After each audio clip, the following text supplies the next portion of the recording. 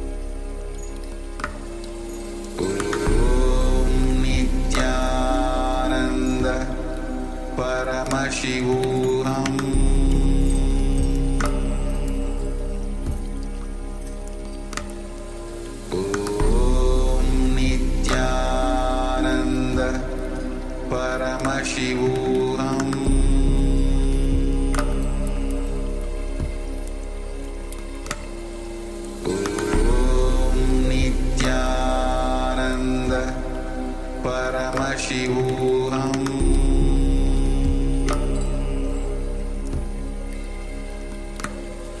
Om Nithyananda Paramashivoham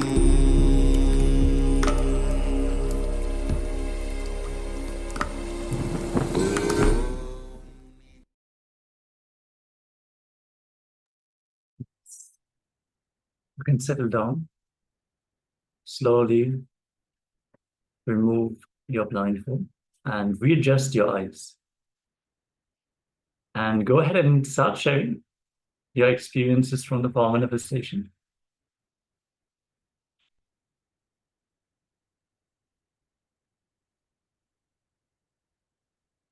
Also inviting all our YouTube viewers to join in the sharing as well. Go ahead. If you joined us for this power manifestation, let us know what was your experience, what were your revelations, what did Swamiji show to you? Go ahead and share.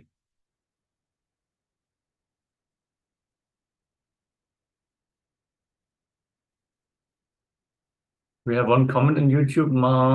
Ananda Lingeshwari is saying no voice. The audio should be fine. We checked.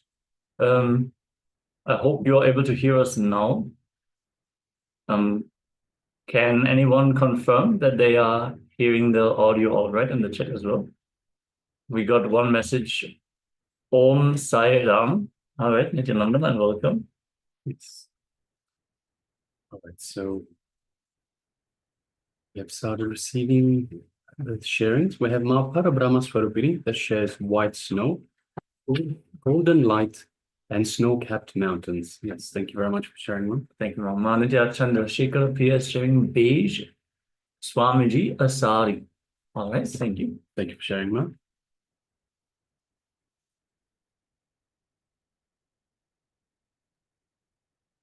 So let's all share.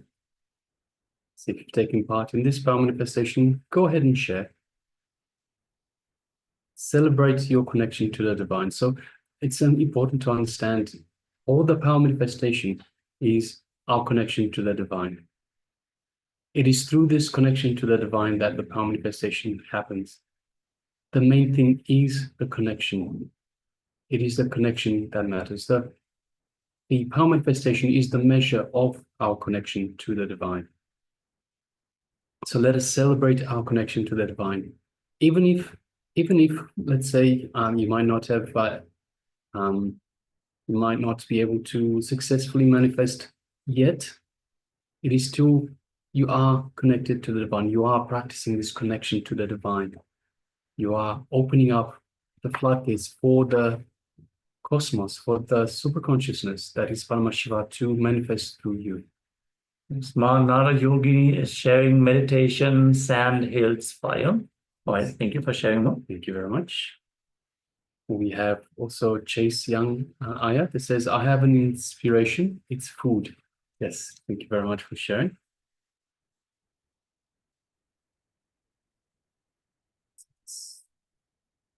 All right, and we got the confirmation. Thank you, voice is perfect on YouTube. All right, thank you so much for confirming. Thank you. And if you manifested this power as well, go ahead and share your experience, your power manifestation results as well, Ayat.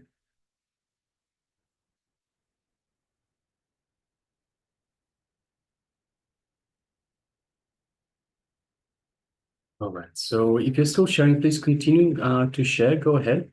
So I think there might still be a couple of participants at least that are sharing. Meanwhile, let us get ready for the verification stage.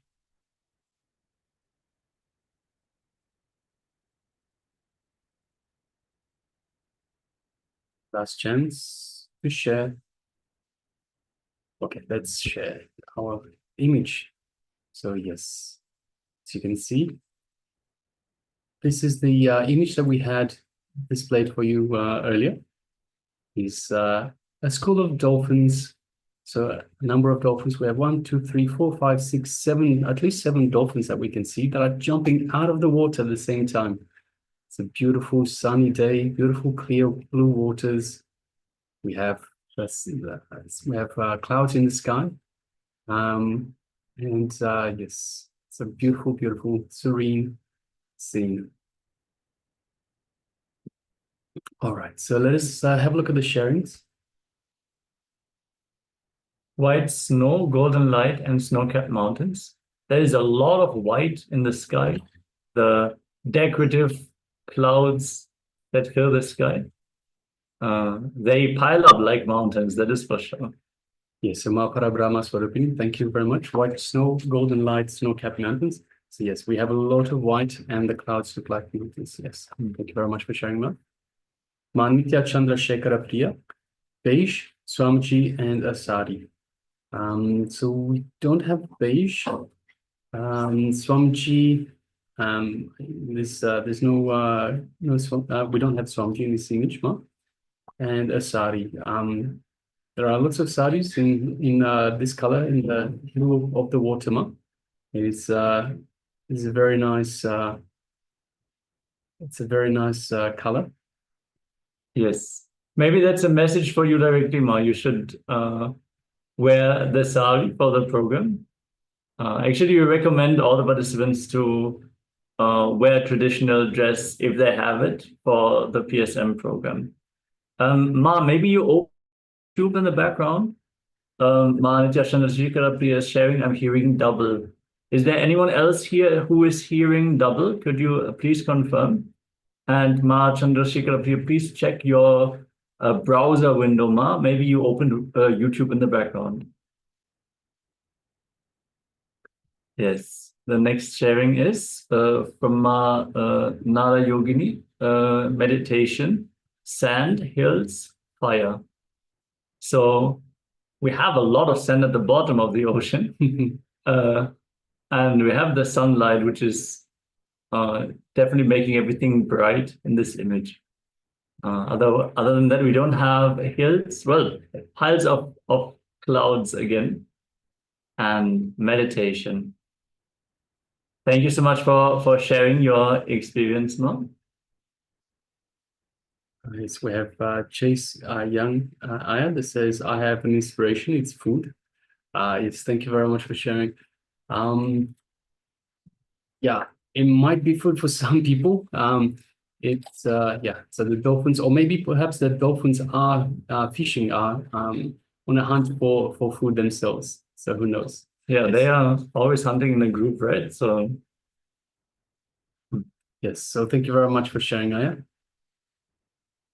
All right. So now let's move on to the next segment, the first segment of our day for today. yes, actually, before we start, we need to make an announcement and complete with some of the participants. We have announced that today we are going to have the Samaya Diksha, the Shiva Diksha Level 1 initiation. There has been a short notice change of schedule. And from now on, the Paramashivoham program will start on the 1st of the month. So actually, we are going to have extended glimpses of Paramashivoham until the last of this month. And the first day of the program will happen on the 1st of June. So with that, the initiation into Samaya Diksha will happen on the 1st of June. Yeah. So no need to be disappointed. We're still going to continue with wonderful sessions of glimpses of Paramashivoham. But if you wanted to take the Shiva Diksha Level 1 today, we have to disappoint you. There will be the initiation for sure on the 1st of June, though. Yes, so in terms of content, we are still going to go through the entire content for the Paramashivoham Level 1 program. So all the content will be the same. We'll go all the way through. But yes, in terms of the initiations, that will have to wait until the 1st of June. Yes, and today we're going to have the wealth manifestation sessions. So this is going to be the topic of the day, enlightened wealth manifestation. So it is still very exciting content, and I'm sure many of you will be interested to go through these sessions because wealth is something that all of us need. Even as a sannyasi, manifesting wealth is a fundamental aspect of the life. It is not about accumulating personal wealth, but being a contribution to life, being a contribution to people.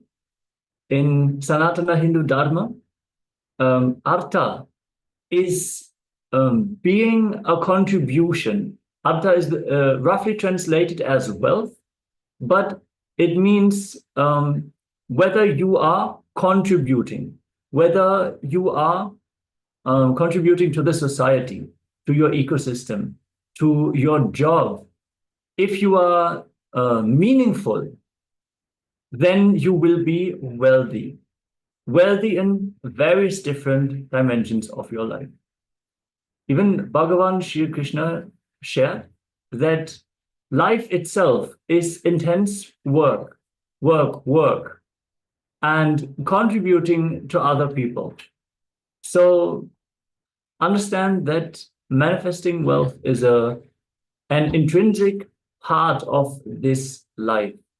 Many times, people get the misunderstanding that spirituality means that you cannot manifest wealth also.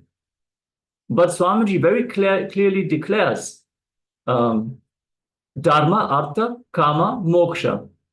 So as per Hinduism, as per Sanatana Dharma, we have Dharma, which is righteous living, living for a cause, living for a higher purpose. Artha, which is contributing, continuous expansion in every dimension of your life, being a contribution to yourself, being a contribution to the people around you, and to the higher society as well. Then Kama, enjoyment. So it is not that you have to renounce enjoyment, but as Swamiji shared, all these dimensions should be moksha-centric. So moksha being the ultimate enlightenment. So why live a dharmic lifestyle? For moksha. Why live artha? Why live a contributing life? For moksha. Why experience karma? Why experience pleasures? For moksha. So Swamiji has beautifully revealed that if we fulfill our desires, we will also move towards moksha. We will see that these are not the ultimate experience. So today we are going to learn how we can overcome our powerless patterns regarding wealth manifestation. And Swamiji is going to provide the right context of why we should manifest wealth. What is the right attitude towards wealth? And this is going to be the topic of the first segment, the first jnana segment of the day, which we are going to receive from the Supreme Pontiff of Hinduism himself. Yes, so requesting everyone, let us get ready for this this jnana segment, this revelations from the Supreme Pontiff of Hinduism. Let's sit comfortably with the head, neck, and spine in a straight line, and let us bring our full awareness, our full attention to Swamiji as he reveals on these great truths.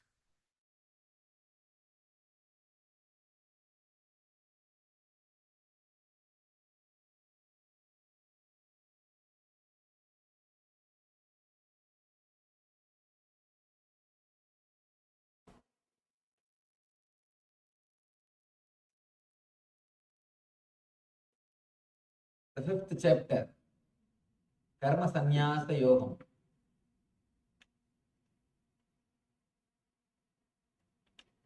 Starts with Arjuna's question.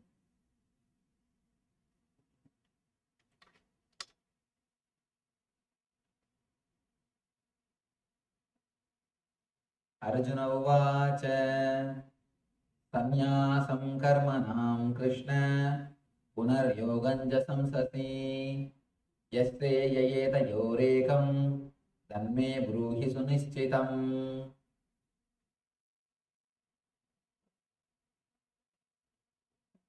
Arjuna said, "O Krishna, first of all you asked me to renounce work, and then again you recommend work with devotion. Now will you kindly tell me definitely which of the two is more beneficial?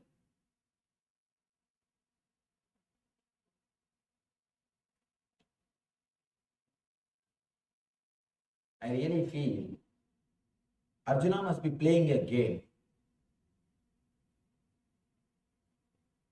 A person who was a king can never be so dumb. Again and again, Krishna is explaining so clearly in every sloka, but Arjuna is coming back to the same point. Either both of them are playing a game so that the Gita can be delivered to the world, or there is no way Arjuna can be saved.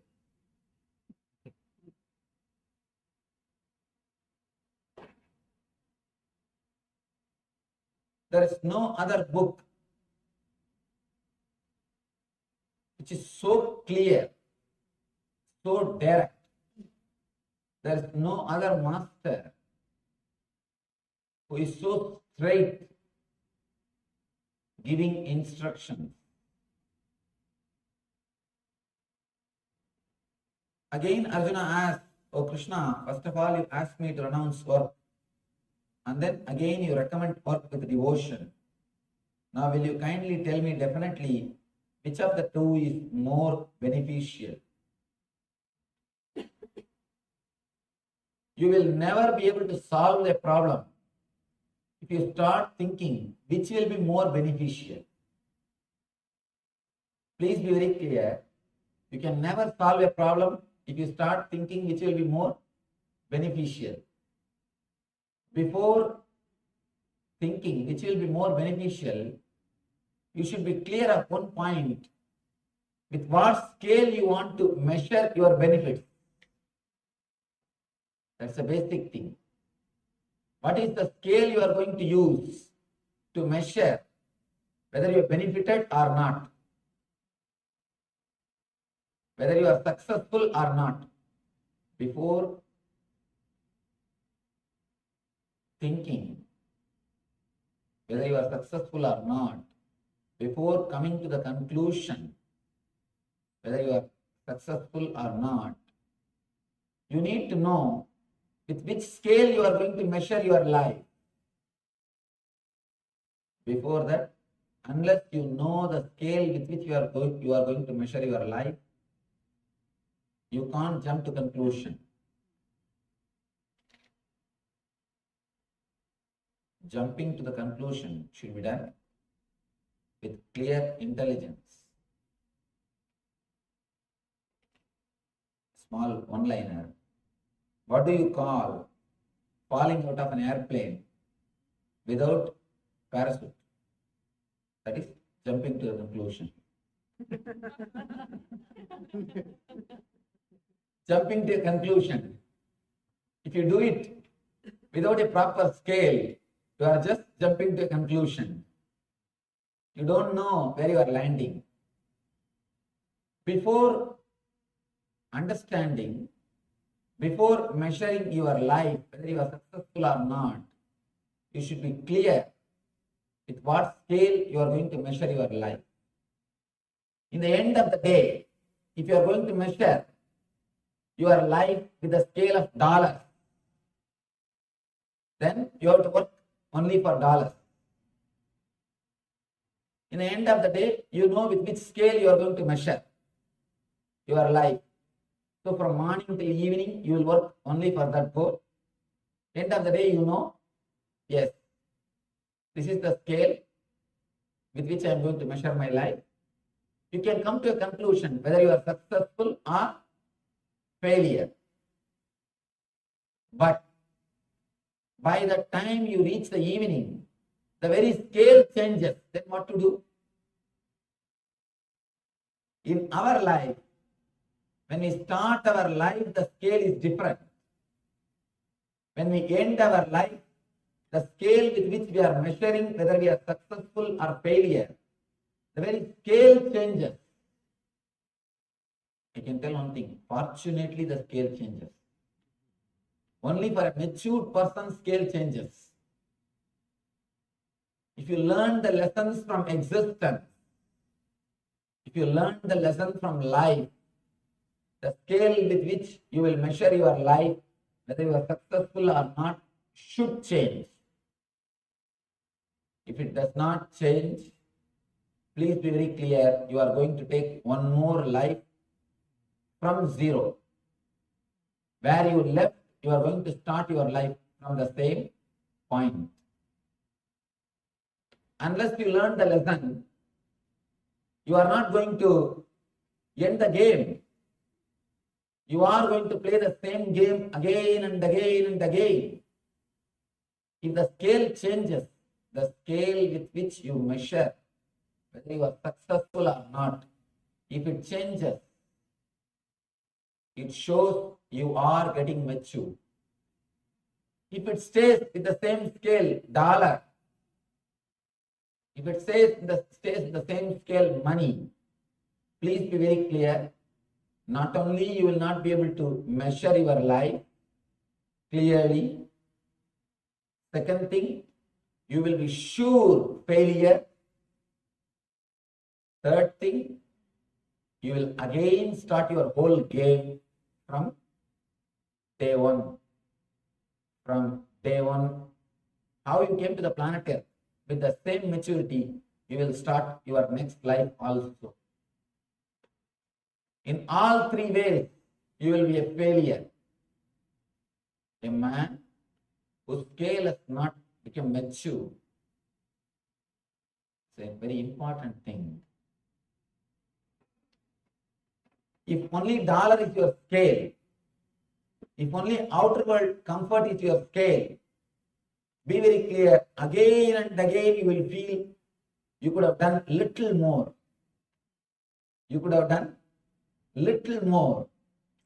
I could have done little more. I think I missed. Let me tell you a small story.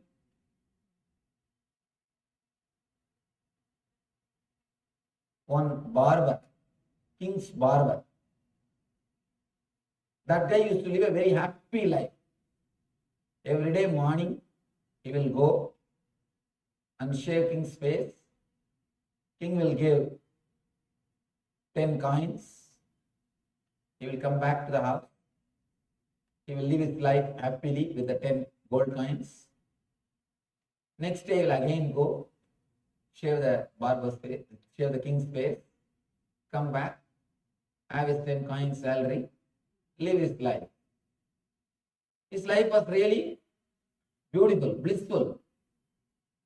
Nothing to bother about. There is nothing about which he is worried. He was happy. One day, when he was coming back from king's palace, suddenly he heard a voice. He heard a voice. Booming voice. Dear son, do you want pot filled with gold coins? This man said, pot filled with gold coins. But what am I going to do? I have no use for that. My expense is $10 and that is enough. My expense is just 10 gold coin. That is enough. I don't need anything more. The booming voice says, all right, I'll give you 24 hours to think. You can go to your house. You can discuss with your wife. Come back tomorrow and tell me. This poor guy, he could have at least kept quiet. He went and opened his mouth to his wife. Now you know. You fool, don't you have sense? You should have brought the jar. And you never did this for me, you never did that for me. Throughout my life, I am wearing the same saree. You have never given me any jewelry. You never got this for me. You never took me here. You never took me there. What did I enjoy after marrying you? I always tell, marriage is 3-ring circus. One is engagement ring. Next is wedding ring. Third is suffering. Engagement ring, wedding ring, and suffering. She starts shouting at him. This guy says, all right, don't worry. The booming voice has given me time. Till tomorrow morning, I have time to decide. Next day morning, I will talk to him and get the spot. He goes there. Next day morning, he asks that voice, please give me that jar. Immediately, Yaksha is appearing there. Yaksha means a man who has got wealth but who never enjoy. Who has got wealth but who never enjoy. In India, there will be a lot of these agricultural fields. They will keep 2-3 dogs. The dogs neither they will eat nor they will allow other animals to come and eat. Same way, if you have wealth, neither you enjoy nor you share with others. You are called Yaksha. Yaksha is the person who has got wealth, neither he enjoys nor he shares with the world. I always tell people, either you do dana or you become mahadana. If you do dana, little bit you will share and you will also enjoy. Others also will enjoy. If you don't do small danas, you will become mahadani. Means you will leave everything and go away. Once for all. Yaksha is the person who has got enough wealth, but he never enjoys and never shares with others. Somehow he appears and he says, I have this jar. This jar has got 990 gold coins. Just 10 gold coins less. Just 10 gold coins less.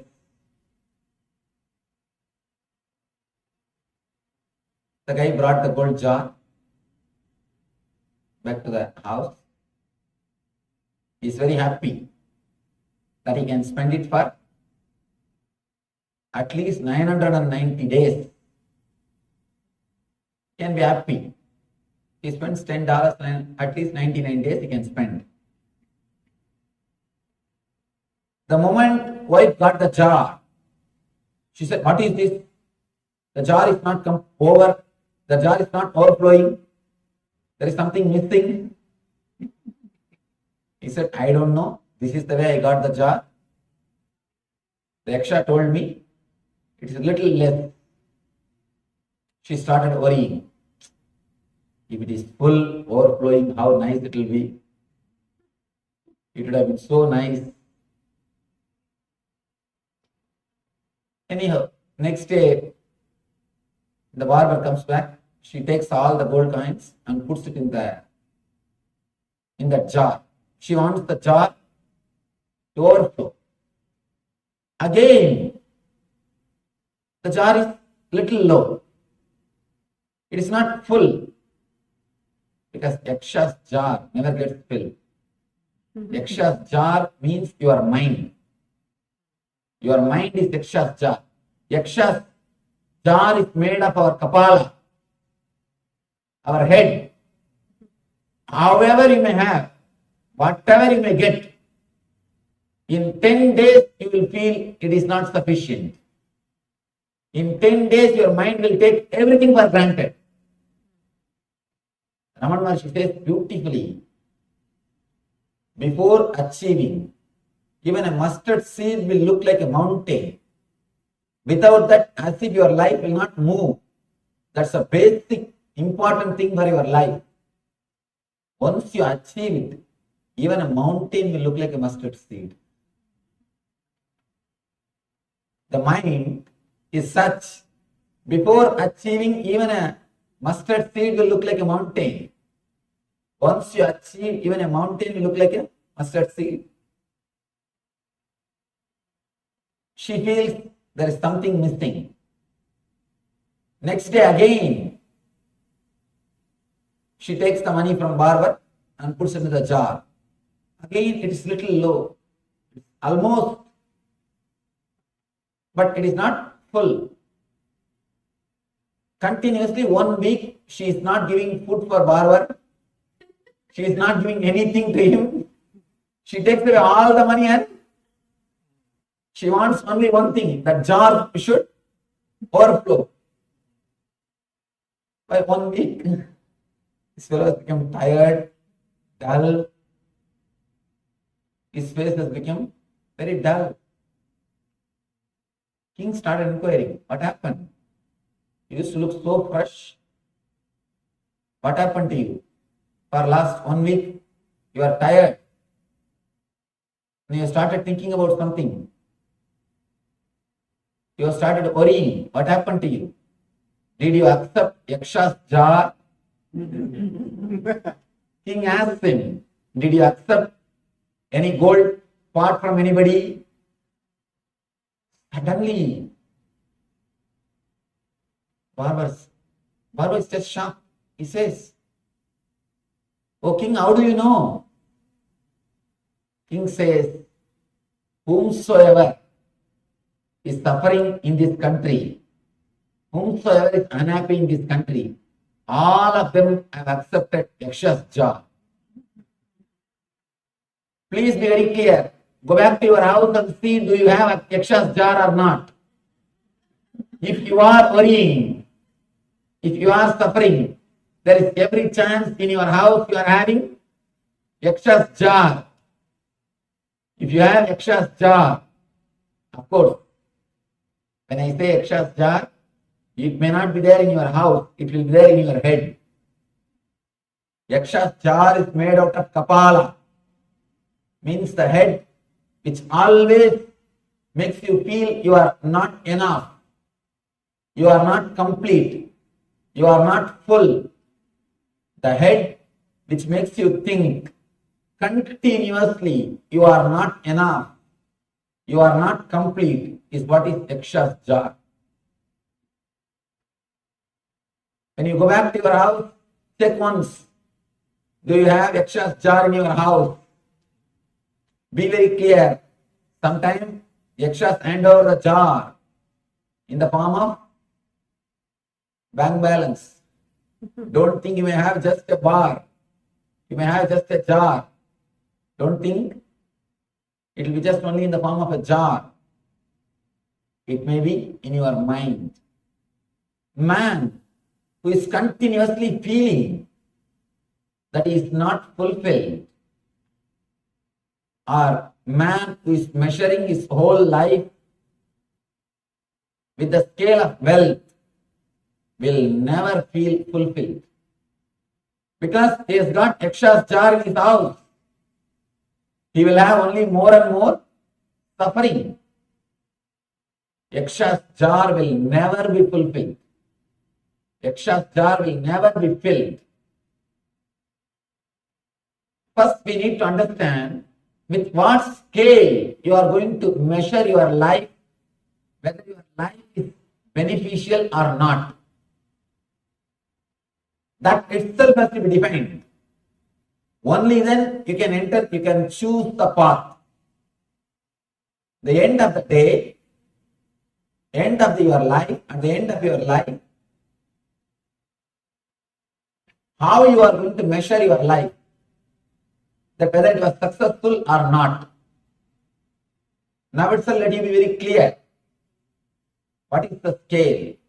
Here Arjuna asks, Sanyasam karmanam Krishna punar yoganja samsasi yasreya yedayo regam tanme bruhi sunischitam.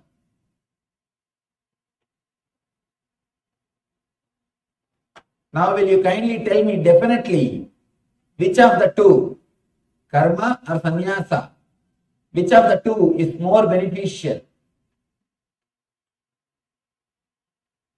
We are all again and again asking this question to ourselves. Man is dilemma. Please be very clear. Your mind is nothing but dilemma. Your mind will be alive as long as you are caught between the extremes. The moment you come to any single conclusion, you will be liberated. The moment you reach any conclusion, you will be liberated. You will be ignorant as long as you are moving from this extreme to that extreme. Don't say ignorance is bliss. If ignorance is bliss, why so many people are suffering in the planet Earth? Why do you think so many are suffering? Ignorance is not bliss. Innocence is bliss. That is different. Innocence means you will not carry a scale with which continuously you will be measuring your life. Ignorance means you will have a scale, but you are not able to fulfill your life according to your scale. If you neither have scale nor have a goal, then no problem. But here, you have intelligence, you have intellect, you have enough of intellect to have a scale, but you are not able to fulfill it. That is what I call ignorance. First thing we need to understand is man as such is a disease. The first and last disease is dilemma. Dilemma is the disease with which he starts his life and ends his life. I can't even say ends. He will be in a dilemma whether to end or not. It is just taken away from him. It is just taken away from him. Why do you think worry kills more people than work? Because more people worry than work. Worry is nothing but dilemma. Here, Arjuna is having a dilemma. Which is more beneficial for me? If you look into the whole life as a utility, some way of benefit, please be very clear. You are creating, you are building your own hell. Life has no separate benefit. Life itself is benefit. You cannot measure your life whether it is success or failure with a scale. If you have a scale, please be very clear. If you don't achieve, you will feel life is a failure. If you achieve, you will face the depression of success. That's all. Both the way, you are going to be in trouble. Life itself is a benefit. If you ask which of the two is more beneficial, that also more beneficial. Business mind, a pure business mind, with the life you cannot do business. Whole life cannot be business. Be very clear. At some point, you need to relax from business. You need to relax from the business mentality. I always tell people, at least half an hour per day, at least 30 minutes per day, do something which will not get dollars for you. Some painting, some writing, some poetry. When you start painting, don't start thinking of a big gallery. I'll make all these paintings and put gallery in New York and make money. When you start writing few poems, don't start thinking of Nobel Prize. I'll publish this and it will become like Gitanjali, then I will have Nobel Prize. No. Without thinking about any result, benefit, just do something. Go to a place like this, some temple, clean it, wipe it. Don't think, I will become leader of volunteer batch.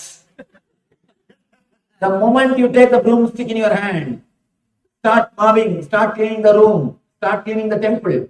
You start planning how to have a volunteer batch and how to become leader of that batch. All you need to do is only one thing, a simple technique. The whole thing is now reduced to one line message. Let all your mental thoughts, let all your physical deeds be directed towards the gratitude to the divine. Don't work out of fear or greed, because whatever you achieve out of your greed, you are not going to feel fulfilled. It's like a pouring ghee into the fire. Can you quench the fire by pouring ghee into it? Never. So you will never be able to feel the fulfillment. So all your actions done out of greed will only make your senses weak and tired. Same way, all your laziness done out of fear will only make your mind restless. Because you may not do anything physically, but your mind will be worrying. If you have become karma yogi out of greed, your senses will be only weakened, because how much you will run? All the running will make only your senses weak. If you become sannyasi out of fear, again, you may not do anything physically, but all day you will be sitting and worrying. A small story, one-liner. When a man don't have money, the problem is money. When he has got money, the problem is sex. When he has got sex, the problem is comfort. When he has got comfort, when everything goes well, he starts worrying about the death. He has started bothering about the death. He has started thinking about death. Something or other will be going on in your mind. Don't think people who have become sannyasis, who are sitting in the Himalayas, they are in the bliss. They are in ecstasy. No. Unless they change the attitude, they cannot experience joy. Unless the attitude changes, they cannot experience bliss. Bliss is directly related to your attitude. Being, doing, and having. Your whole life will be directed to doing and having if you are caught in fear and greed. If you center yourself into the being, doing and having, both will happen through you with a tremendous ecstasy. Never work out of greed, because that is waste. Never work out of fear. Again it is waste. Never become silent out of fear, because there is nothing to lose. Never become silent out of fear, because why should you be afraid? Whether you are afraid or not, everything is going to be taken away. Why not be blissful? Same way, never work out of greed, because whatever you achieve is going to be taken away. Then why should you waste your life in working? Both the corners. Understand? There is a beautiful story. One man goes to Ramakrishna and asks for money as a blessing. Ramakrishna will never bless for money. He will never bless for money. He goes to Ramakrishna and asks, Master, please bless me. I should have wealth. Finally, Ramakrishna says, all right, let you have wealth. You will be surprised. He was working. He was not working. Actually, he used to collect paper from the road. The roadside, he will collect the papers. And he will go to house and collect the old paper and make money out of it. He used to make his living out of it. The day Ramakrishna blessed, something happened. Within 10 years, he became the owner of a very big magazine called Ananda Bazar Patrika. If you are from Calcutta, you know. The founder of Ananda Bazar Patrika is disciple of Ramakrishna. Ramakrishna blessed him, you will have wealth. Till today the magazine is running. And you will be surprised. You don't have kids. You don't have kids. At the end of the life he says, oh God, now I realize I asked for wealth from Master. Now I understand. Throughout my life, I did only one thing. I worked like a donkey, that's all, nothing else. I created the whole thing and I am now leaving it and going away. I just work for somebody who is going to enjoy this wealth.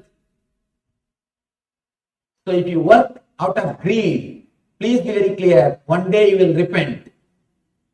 One day you will repent. Why do you think parents are so possessive of children? Because they have vengeance inside. I created so much wealth, I am leaving it for you. Why don't you fellow obey my words? Listen to my words. All the possessiveness comes because you suffered and created the wealth. That is why you have so much of possessiveness. You try to control them so much.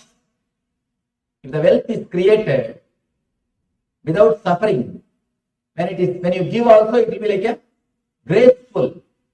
You will give gracefully as a gift. You will not bind him in so many ways. You will not torture him. You will not expect him to do so many things. You will not play with your wealth. You will clearly write will in an open way. Why do you think people write always their will secretly? Why do you think people write their will secretly? So that they will be dangling the carrot. It is nothing but dangling the carrot. The guy should be continuously behind them. The person who has created wealth out of suffering, when he gives the wealth, he will share, he will give the suffering also.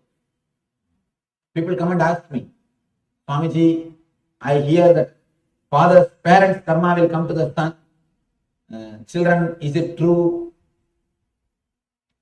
Surely the sins and merits of the parents will not come to you, but the mental setup will come to you. Because they will try to force that on you. They will try to force that mental setup on you. They will expect that you should live as they want. They will try. We always try to fulfill our ambitions through our kids. If you want to become doctor, if you have not achieved, if you have not become doctor, you try to fulfill your ambition through your kids. You try to fulfill your ambitions through the next generation. Never do that. If you do that, you will be destroying their life. You will be sharing not only your wealth, your suffering also. The man who created the wealth out of suffering will give suffering to the person to whom he gives the wealth. And next thing, if he is not able to torture the son or the daughter who is receiving the wealth, he will start suffering. If he knows this fellow is not going to listen to me, he is not going to live as I want, he will start suffering. I am leaving all these things, believing him. I don't know what will happen. I don't know what he will do. When he dies, he will have worst death. He will be like a yaksha. He will come back and sit on the property. Be very clear. He will not let even his son to enjoy the property. He will come back and sit on the property. I have seen many litigation cases. The parents, when they give their wealth to kids, somehow or other, even after 30, 40 years, the kids will not be able to enjoy the wealth. Be very clear, it means the property is with Yaksha. The guy has come back and he is sitting as Yaksha in the property. Neither he will enjoy nor he will allow others to enjoy. If the property will be in Indian litigation, Indian court. In Indian courts, you know, when judgments come. The last judgment day. Only on that day all the judgments are given. And when the last judgment day, neither you know, nor I know. I don't know whether God knows or not. There is a small story. American president goes to God and asks God, when our country will become #1? God says, 50 years. Then he thinks, 50 years, I don't know whether I will be alive or not. He starts weeping. Next, Russian president goes and asks God, when will our country become first? He says, 100 years. Oh, neither I will be alive nor my son will be alive. He starts weeping. Indian chief, he goes and asks God, when will India become chief? God starts weeping. I don't know whether I will be alive or not. In that time, I don't know whether I will be alive or not. So be very clear. Whenever the judgment comes, it takes its own sweet time. For a file to move from one table to another table, if the file grows the leg and moves by itself, only then it is possible. Otherwise, it takes its own sweet time. What to do? Truth has to be told, nothing else can be done. We have to share the truth. It means the Yaksha is sitting. Again and again, we share what we create. That's what I always tell people. If the wealth is created out of pain body, you will transfer the pain body also to the next generation along with the wealth. If it is created out of just relaxed mood, out of voluntary decision, or I can say without any strong motivation. One important thing we should understand, working without motivation is completely unheard in the West.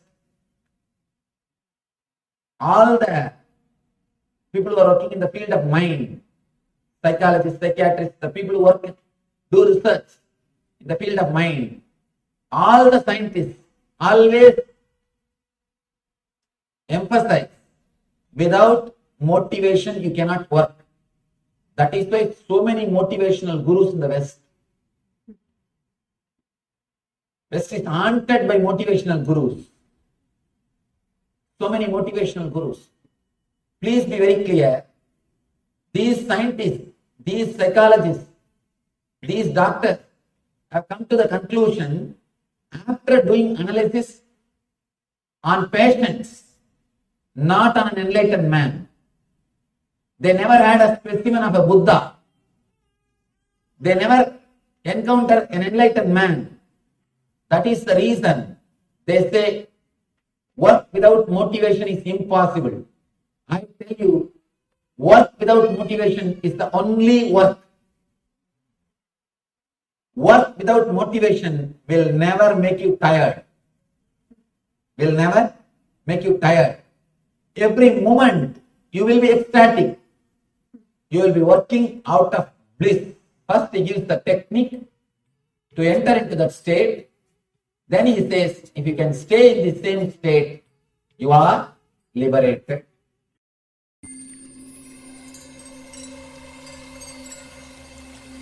I welcome you all with my love and respect.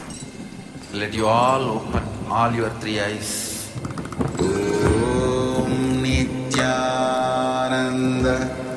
Paramashivoham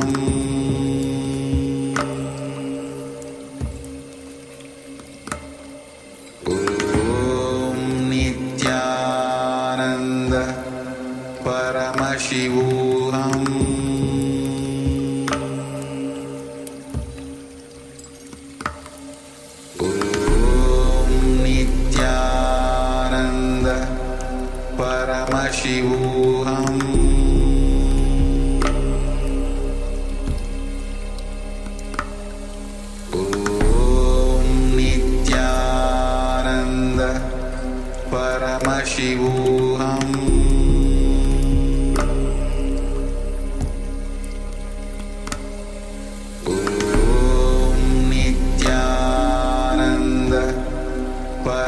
Paramashivoham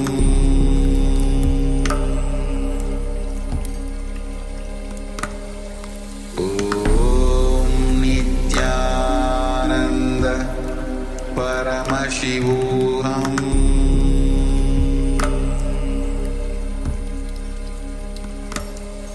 Om Nithyananda Paramashivoham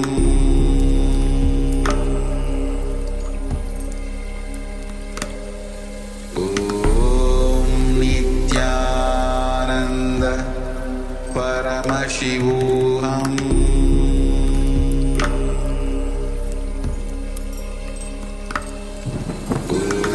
Om Nithyananda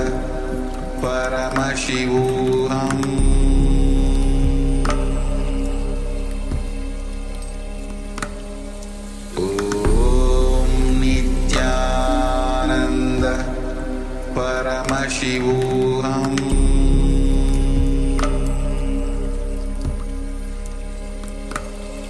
Om Nithyananda Paramashivoham Om Nithyananda Paramashivoham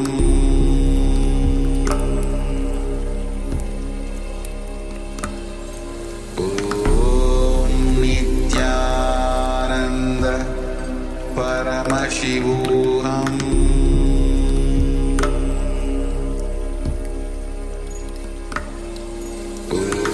Om Nithyananda Paramashivoham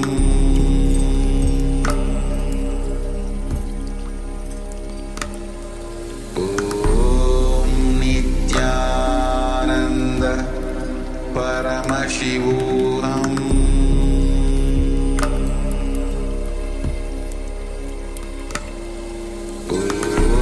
Om Nithyananda Paramashivoham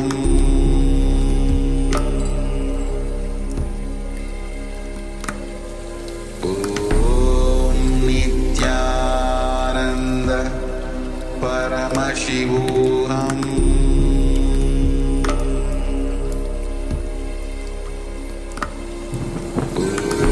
Om Nithyananda Paramashivoham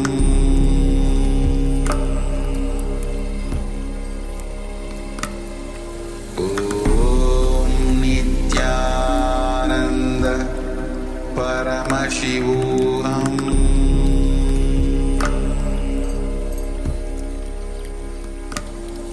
Om Nithyananda Paramashivoham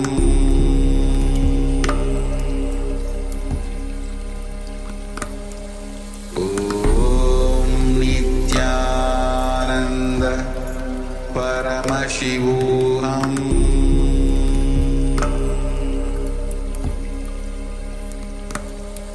Om Nithyananda Paramashivoham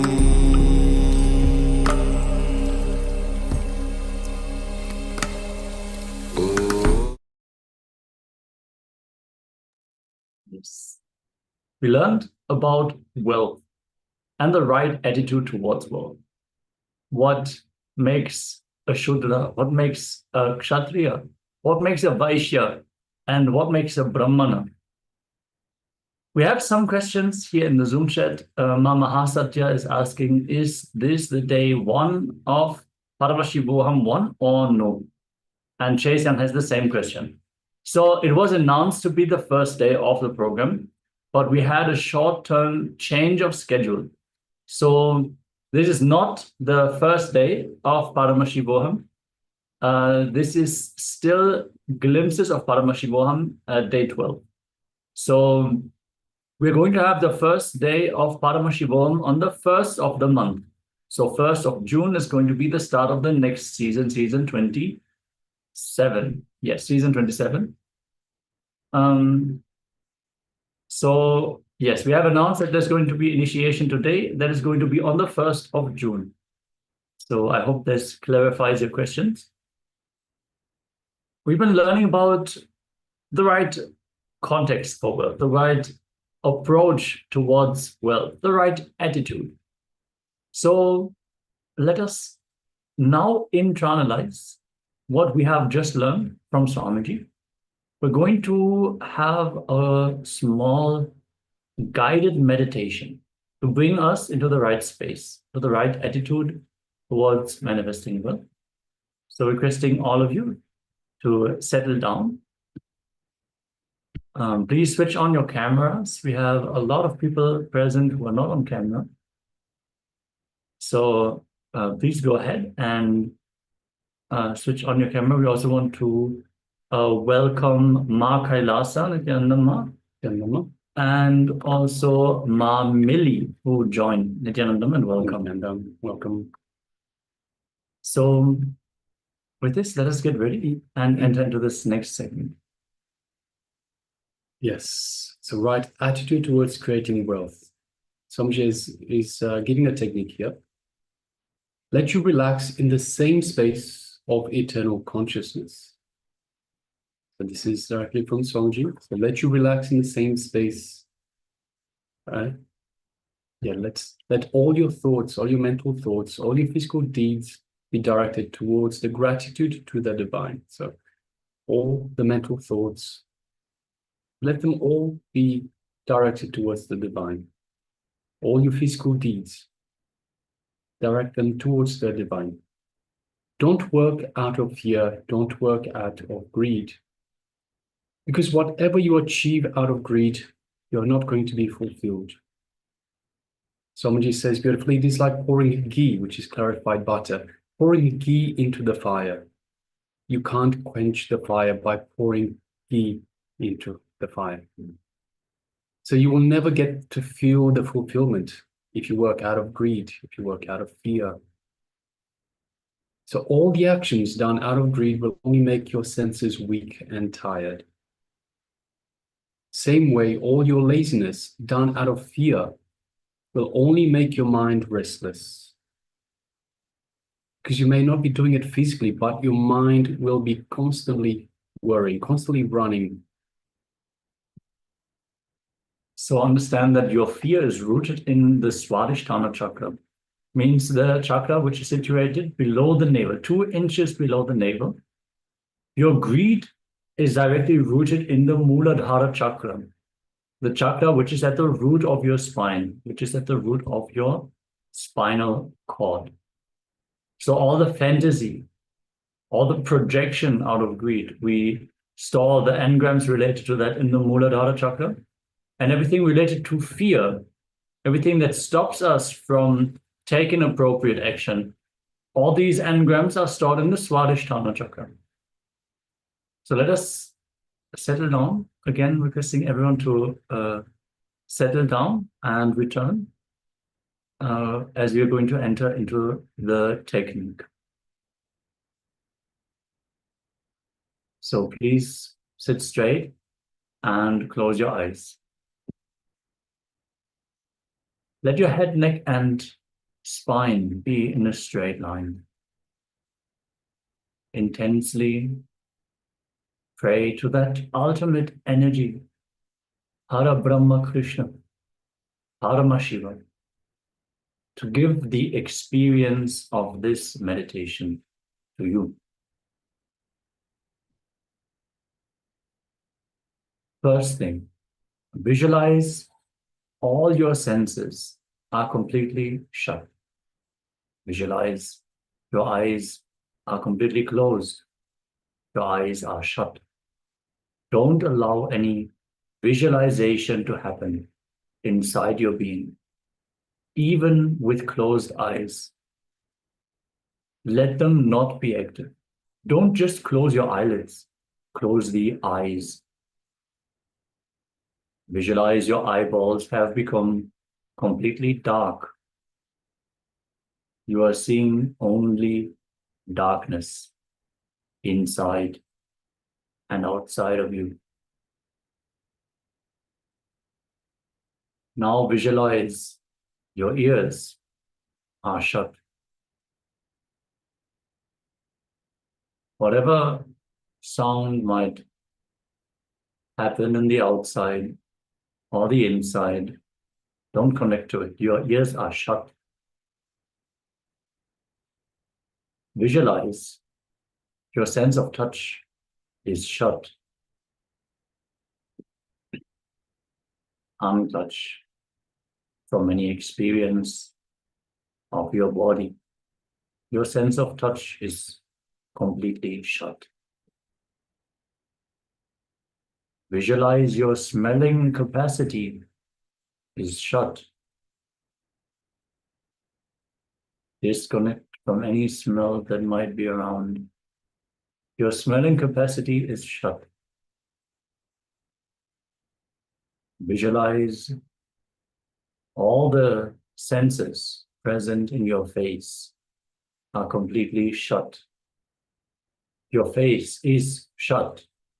Feel deeply all the 5 senses are shut.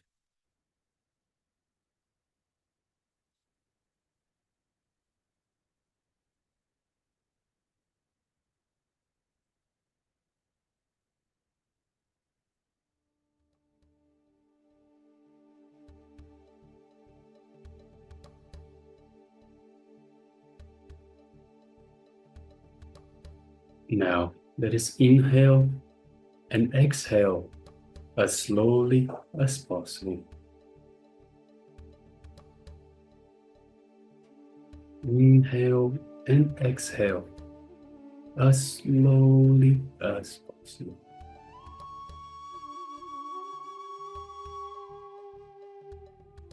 Let your consciousness reside between your 2 eyebrows.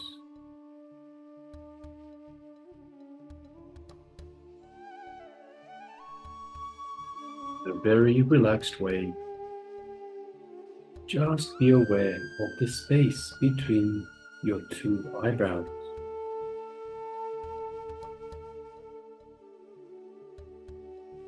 Concentrate. Don't tense yourself. Just very relaxed way. Be in a very deeply relaxed awareness.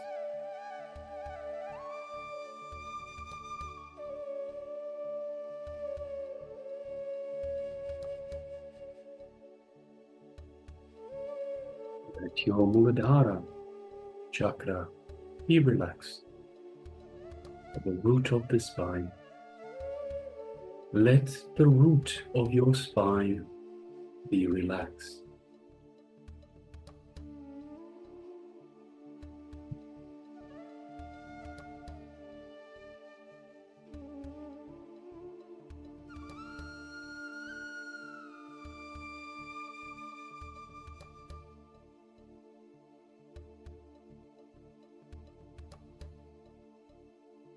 Let your Swadhisthana chakra be relaxed just below the navel.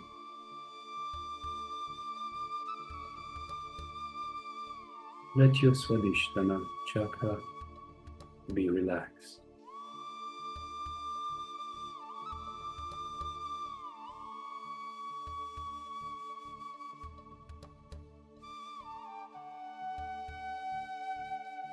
Your whole consciousness come up to the Anya chakra between the 2 eyebrows.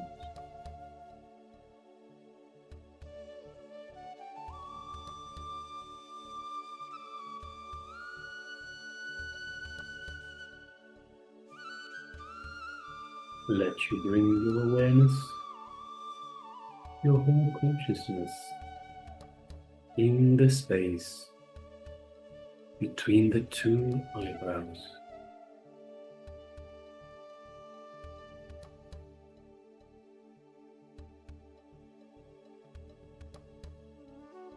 And relax in the Anya chakra between the 2 eyebrows.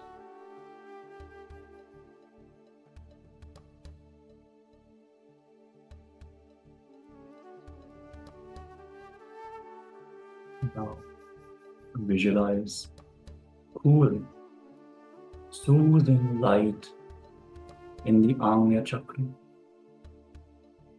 in the space between the eyebrows. Relax.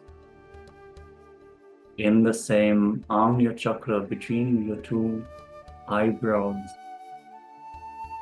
Forget about the world. Forget all other parts of your body. Forget about your mind. Forget about the body, mind, and the world. Remember only the Ajna chakra, the space in between your two eyebrows. Relax in the same state in your Ajna chakra. Go deeply into the Ajna chakra, the space between the two eyebrows. Visualize a beautiful, cooling, soothing light in the Ajna chakra. Let you experience beautiful, blissful light in the Ajna chakra. Don't tense yourself. Let your awareness be in the Ajna chakra in a very relaxed way. Let your consciousness rest in the space between the two eyebrows. Let you rest in the space between the two eyebrows in a relaxed way. Let you relax in the same space of eternal consciousness. Let you be beyond the body, mind. Let your intelligence be awakened. That you work your eternal consciousness. That you have the pleasant awareness of Ajna chakra.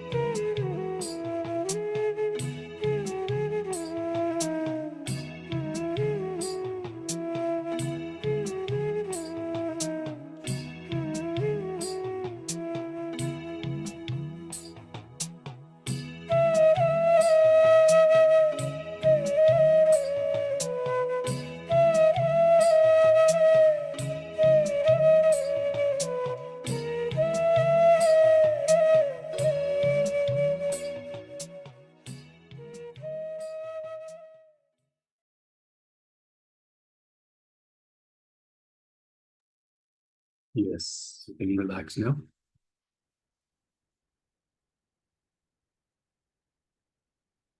Let you have a pleasant awareness of this Anya chakra.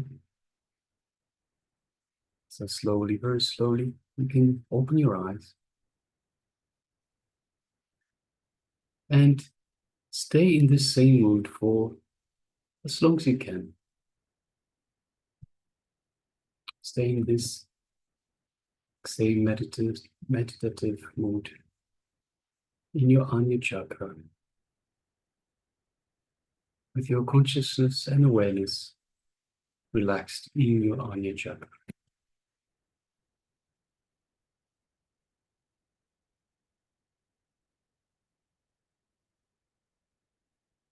Just requesting participants to take a moment and share with us your experience in this little meditation.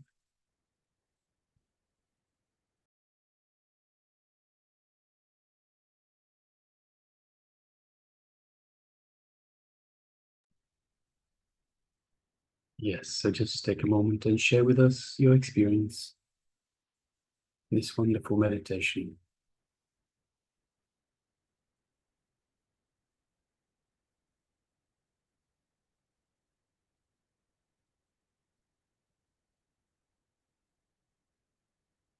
And also requesting everyone, please switch on your cameras, be available in the camera frame. See, Swamiji says beautifully, whatever you put into the program is what you get out of the program. So understand, even though it is glimpses, it is still the full program content. Whatever you put into the program is what you get out of the program. So put in 100% to get 100% from the program. And that includes being available for yourself, available for the program, taking part in the program, participating. We also want to welcome Ma Miri and Nithyananda, Ma Chiao Yu, who have joined us. Nithyananda, and welcome. Welcome.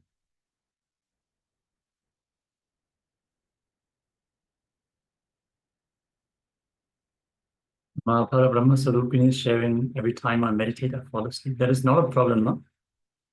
You can just allow that deep relaxation to happen. If your body demands that, that is okay, Ma. Don't worry.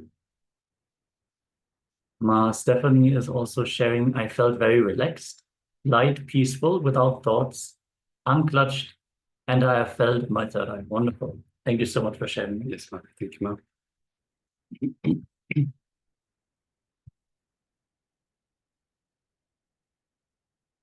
Yes. So with this, let us actually now move on to the power manifestation. We're going to, after this beautiful third eye meditation, enter into the power manifestation itself. Yes, so the power manifestation, the power for today is the power of Ashtamahashaktis. I apologize. So Ashtamahashaktis are the great 8 powers. And as part of these 8 great powers, we are practicing the power of Lakima, which is reducing the weight of objects. So let us get ready and let us pick an object from your household, whatever object you have that you would like to reduce the weight of. And let us get ready for this power manifestation segment. Just select any object. And if you have a weighing scale, like a kitchen scale, for example, that is optimal, because then you can measure the exact weight of the object. You can also maybe see if you can make a comparative measurement. For example, if you take a floating object, an object that can swim on the surface of the water, you can mark how much water has been how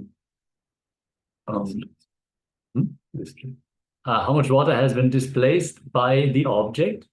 So as the object becomes lighter, it would rise up higher above the water surface.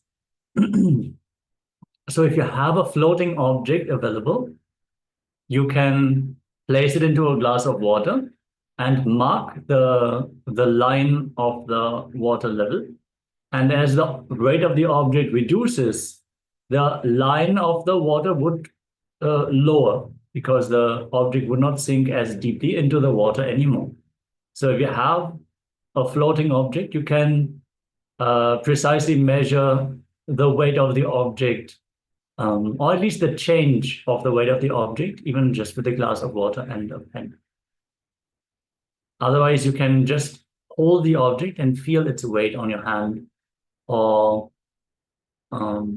use a weight scale estimation app for your phone, where you place the object on the phone screen and it will tell you an estimated weight. So otherwise, if you have a body weight scale, you might be able to step on the weighing scale along with the object and then measure the before and after. That is also possible. Just make sure that you're taking the measurement before and after, and that you're using the same method of measurement. Yes, most definitely is going to do the water technique, all right. And yeah, make sure you use the same measuring technique for both the measuring steps.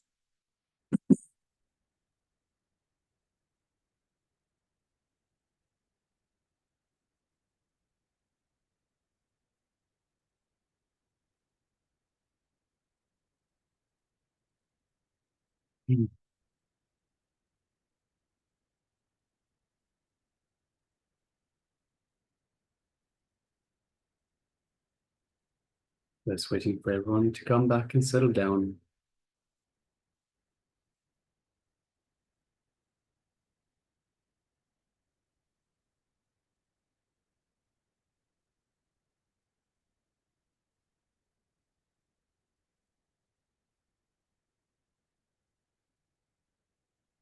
Once again, requesting everyone, please make sure you switch on your cameras and take part in this power manifestation.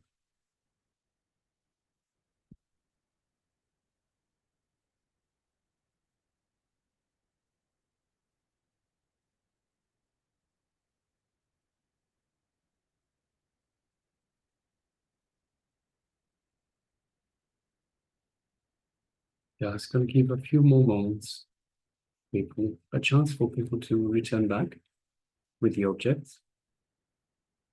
After taking the measurement, let us all settle down.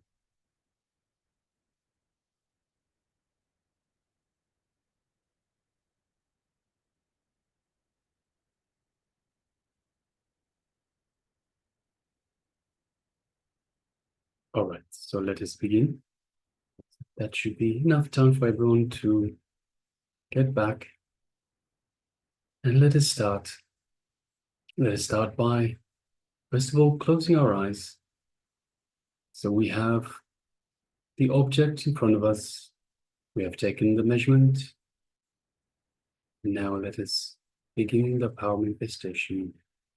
First of all, let us prepare ourselves for this power manifestation. Let us bring our awareness to our Ananda Gandha, our inner space, just below the heart center, the Anahata chakra. Below that, we have our inner space, our Ananda Gandha. Let's bring our awareness to our inner space and visualize Swamiji in our inner space.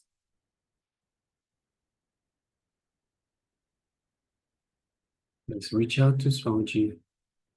And as we do, we feel the feeling connection we have to the Master, to Swamiji, the Supreme Pontiff of Hinduism.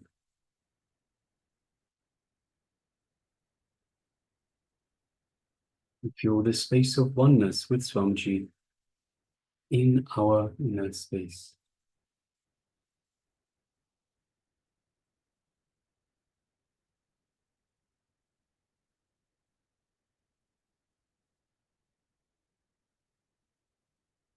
Now let us move our awareness to the third eye, just between the eyebrows.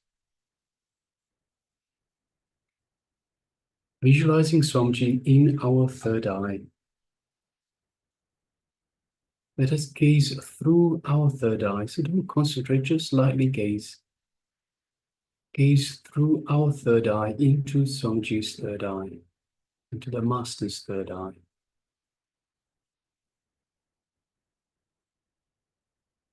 Thus feeling an energetic connection from the Master's third eye to our third eye.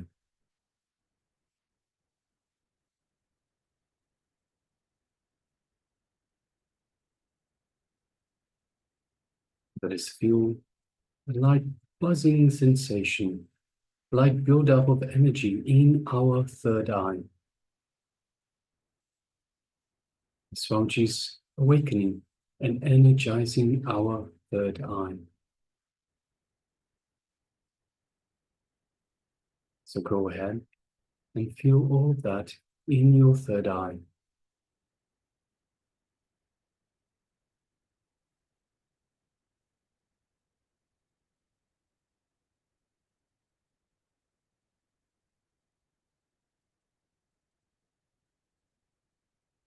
Now let us start chanting the Mahavakya. Om Nithyananda Paramashivoham. Om Nithyananda Paramashivoham. Om Nithyananda Paramashivoham. Continue chanting the Mahavakya throughout this entire power manifestation. And from the space of oneness with Swamiji, let us make a strong declaration to reduce the weight of the object. And let us hold that strong declaration in our third eye as we start this power manifestation. Let's begin.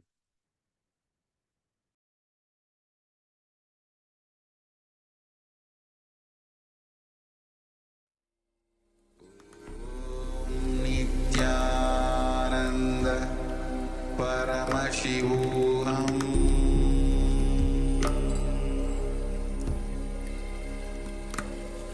Om Nithyananda Paramashivoham.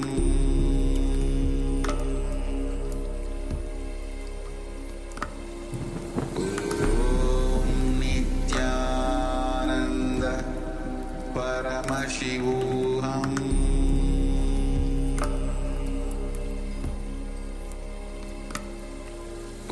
Om Nithyananda Paramashivoham.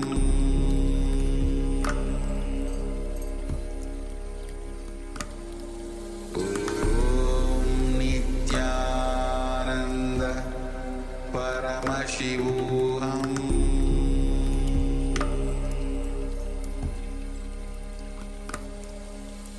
Om Nithyananda Paramashivoham.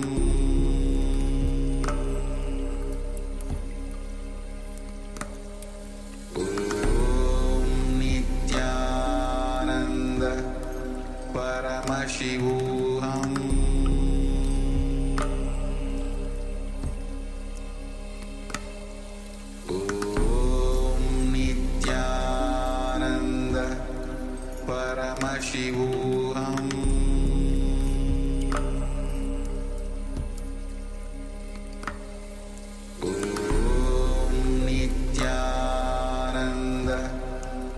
Paramashivoham.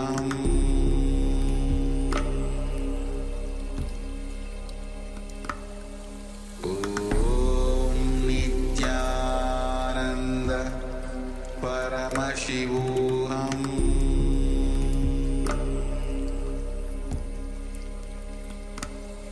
Om Nithyananda Paramashivoham.